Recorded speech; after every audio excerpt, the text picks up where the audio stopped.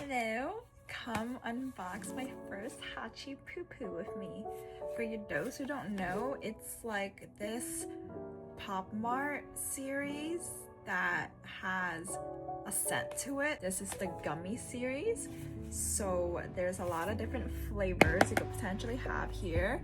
There's cherry, pineapple, peach, green apple, blueberry, grape, and a secret one.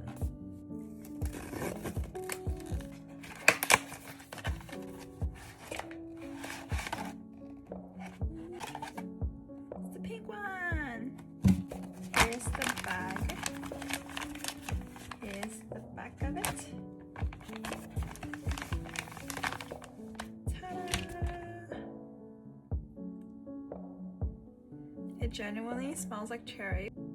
I'm not sure if cherry is my favorite scent. Personally, I'm not the biggest fan of cherry because as a scent, because it smells like medicine. You know, like the medicine that like you used to eat, or at least I used to eat when like I used to the cherry syrups that I used to drink whenever I have a cold.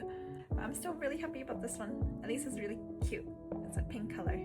So yeah, here's my first hachipupu.